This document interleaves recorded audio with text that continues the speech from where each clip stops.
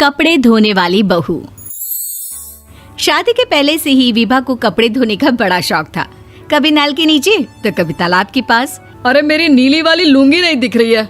विभा की अम्मा, कहाँ रखी है लुंगी? अरे वो तो विभा ने परसों ही धोकर रखी थी आपकी अलमारी में, देखो वहीं होगी। वो ना मैंने आज धो दी, मुझे लगा कि गंदी हो गई होगी। अरे कैसे गंदी हो गई थी? उसे तो मैंने पहना भी नहीं। हे भगवान, इस लड़की के कपड़े धोने की आदत से परेशान हो गया हूँ मैं।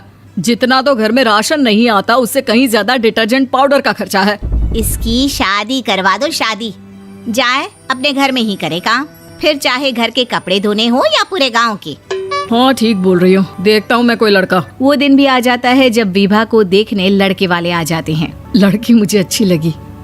होने वाली सास कहती है, बेटी अगर कुछ पूछना है तो पूछ लो।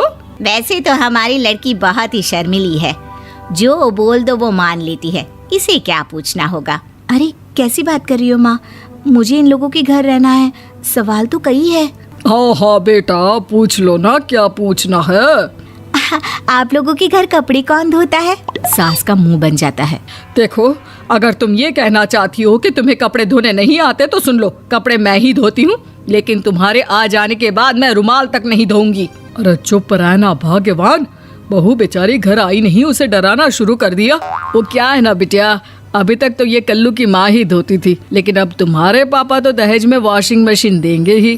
तभी विभा की माँ बोल पड़ती है, सवाल भी पूछा तो क्या। वैसे भाई साहब, मशीन की तो फिर भी कपड़े धोने की कैपेसिटी होती है। मतलब जो बिटिया दे रहे हैं ना विभा, इसे कपड़े धोने का बहुत शौक है। ये आप लोगों के क्या, आस पड़ोस गांव मोहल्ले सबके कपड़े धो दे और उफ तक ना करे। बाहर देखा नहीं आपने कितने कपड़े सूख रहे हैं? सब हमारी बिटिया ने ही तो धोए हैं। बस भी करो ना माँ, शर्म आ रही इतनी तारीफ सुनकर। और तो और एक दाग निकाल कर दिखाओ तो मान जाओ। हाँ अच्छा, माफ करना बेटा, मैंने गलत समझा। हमें तो रिश्ता बहुत पसंद है। और ऐसे जुड़ जाता है रिश्ता कपड़े धोने का शौक रखने वाली विभा का। उसकी शादी हो जाती है कोयला फैक्ट्री में काम करने वाले कल्लू के साथ। शादी के बाद अचानक विभा चिल्लाती हुई सास के पास आती है। सासू माँ, अरे सासू माँ कहाँ है आप? ये तो धोखा है, धोखा दिया आप लोगों ने मुझे। इसे ससुर के चक्कर के बारे में पता चल गया।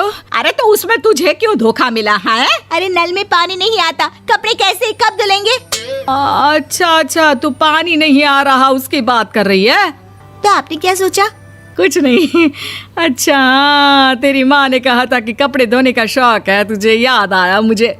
शौक बोलकर कपड़े धोने वाले मेरे जुनून को कम ना आके सासू माँ, कपड़ा धोना मेरा गुरूर है। तभी पति भी वहाँ आ जाता है। अभी मैंने इसे सनी देओल की फिल्म दिखाई है, उसी के डायलॉग मार रही है माँ। अच्छा सुन, साफ बता रही हूँ, पानी सुबह 4 से 6 और शाम को 10 से 12 आता है, समझी? विभा टाइमिंग सुनकर हैरान हो जाती है। ये क्या भूतों का मोहल्ला है? सुबह 4 बजे उठकर कौन कपड़े धोता है? 4 बजे टंकी में पानी जाता है, फिर सारा दिन धोना ना, किसने मना किया? अरे कैसी बात कर रही हैं? 200 लीटर की टंकी में कितने कपड़े धो लूंगी मैं? सुबह ही उठ जाऊंगी मैं। अब क्या था, विभा सुबह 4 से लेकर रात के 12 बजे तक कपड़े ही धोती रहती। एक रोज सास पड़ोस से निकलकर कहीं जा रही होती है कि साथ वाली कहती है, हाँ कल्लू की माँ, जरा ये बताओ कि 2 साड़ी है, 2 ब्लाउज और एक पेटीकोट और एक नाड़े वाला लंबा कच्छा। हाँ तो? अरे तो क्या, कितना लोगी धुलाई ये बताओ। धोबन दिख रहे हैं हम क्या? हमारे पति सरकारी नौकरी से अभी रिटायर हुए हैं और बेटा सुपरवाइजर है कोयला फैक्ट्री में। धोबन समझ रखा है हमें। हाय रे कल्लू की अम्मा, माफ कर दो, वो तो मोहल्ले में यही सब बता रहे थे कि तुमने बहू को कपड़ा धुलवाने के काम में लगा दिया है। सास को पड़ोसन की बात सुनकर गुस्सा आ जाता है। वो घर पहुंचती है जहां घर के बाहर ही इतने सारे कपड़े सूख रहे होते हैं जितने कि किसी धोबन के घर पर। अरे ओ कल्लू की दुल्हन, बाहर निकल। माँ जी यहीं आ जाओ, बाथरूम में चादर धो रहे हैं हम। अरे अभी हम धोते हैं, तुमको बाहर निकलो। ये आस पड़ोस वाले बोल रहे हैं कि हम बहू से कपड़े धुलवा कर उसे कपड़ा धोने वाली बना दिए हैं। अरे छोड़ो ना माँ जी, किन लोगों की बातों में आती हो? आस पास के लोगों का तो काम ही होता है कि वो किसी तरह सास बहू को लड़ा दे। बहू सारे घर के कपड़े धोती है, ये क्या कम है? बोलिए। सास को भी लग जाता है कि वो बहू का ये सनकीपन नहीं छुड़वा सकती, इससे अच्छा है कि खुद ही चुप हो जाए।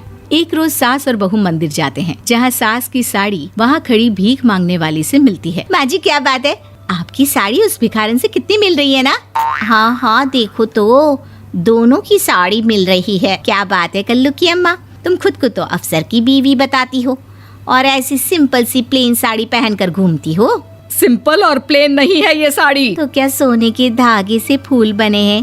कुछ भी सासू माँ, कुछ भी। हाँ, बने थे इस साड़ी में सोने के धागे से फूल। मेरे पति लेकर आए थे मद्रास से स्पेशली मेरे लिए 10,000 की। ताहे भाई साहब इस भिखारन के लिए भी सेम टू सेम साड़ी लेकर आए होंगे 10,000 की।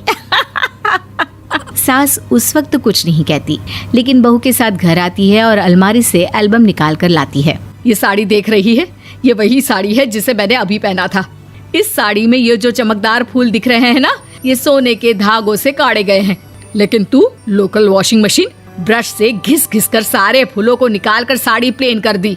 मुझे माफ कर दीजिए सासू माँ। और तो और, जब मैंने तुझे तेरी गलती के लिए कुछ नहीं कहा, लेकिन तूने तो सबके सामने मेरा मजाक ही बना दिया। क्यों? बहू को समझ में आ जाता है कि अब से उसका कपड़े धोना बंद।